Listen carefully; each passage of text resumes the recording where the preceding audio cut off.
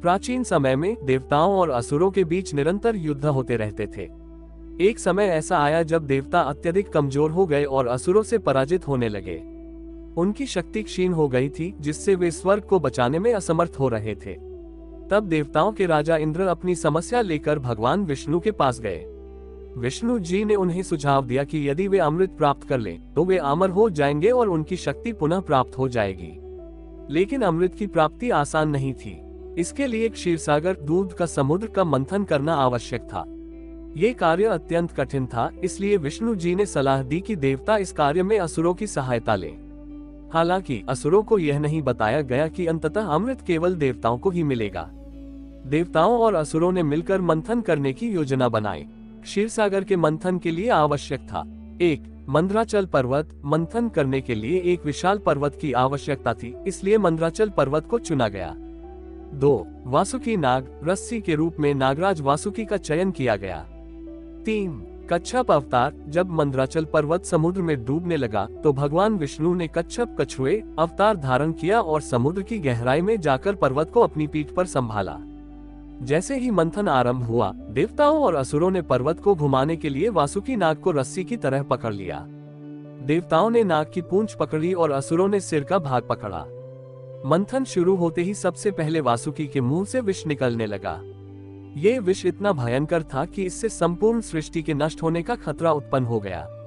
इस विष का प्रभाव इतना घातक था कि सभी देवता और असुर भयभीत हो गए। इस विष से सृष्टि को बचाने के लिए भगवान शिव ने इसे अपने कंठ में धारण कर लिया। इस कारण उनका कंठ नीला पड़ गया और वे नीलकंठ कहलाए। शिव जी ने इस विष को न निगला और न ही उगला, बल्कि इसे अपने कंठ में ही रोक लिया। मंथन के दौरान समुद्र से कई मूल्यवान और दिव्य वस्तुएं प्राप्त हुई, जिनमें शामिल थीं 1. हलाहल विष, जिसे भगवान शिव ने धारण किया। 2. कामधेनु दिव्य गाय, जिसे ऋषियों को दिया गया। 3. उच्चैःश्रवा घोड़ा, ये घोड़ा इंद्र को मिला। 4. ऐरावत हाथी, ये भी इंद्र को प्राप्त हुआ। 5. कौस्तुभ मणि, भगवान विष्णु ने इसे धारण किया। 6. कल्पवृक्ष, के दिव्य वृक्ष स्वर्ग में लगाया गया। 7. अप्सराएं, इन्हें स्वर्गलोक में स्थान मिला। 8. वारुणी देवी असुरों को प्राप्त हुई। 9. चंद्रमा, ये भगवान शिव के मस्तक पर सुशोभित हुआ। 10. लक्ष्मी देवी स्वयं भगवान विष्णु के पास गईं और वे उनकी अर्धांगिनी बनी। अंत में समुद्र मंथन से अमृत कलश निकला। इसे देखते ही असुरों ने इसे छीनने का प्रयास किया। यदि असुर अमृत पी लेते तो वे अमर हो जाते और देवताओं का विनाश कर देते। इस समस्या के समाधान के लिए भगवान विष्णु ने मोहिनी अवतार धारण किया। उन्होंने एक अत्यंत सुंदर स्त्री का रूप धारण किया और अपनी मोहक छवि से असुरों को आकर्षित किया। मोहिनी ने असुरों से कहा कि वह अमृत को समान रूप से वितरित करेगी। सभी असुर इस प्रस्ताव से सहमत हो गए, लेकिन मोहिनी ने छलपूर्वक सारा अमृत देवताओं को ही पिला दिया। जब असुरों में से एक स्वरभानु ने ये चालाकी समझी तो वह चुपके से देवताओं के बीच बैठकर अमृत पीने लगा। लेकिन उसी समय सूर्य और चंद्रमा ने उसकी पहचान कर ली और भगवान विष्णु को सूचित कर दिया। भगवान विष्णु ने तुरंत सुदर्शन चक्र से स्वरभानु का सिर काट दिया, लेकिन क्योंकि उसने अमृत का सेवन कर लिया था, उसका सिर और धड़ दोनों अमर हो गए।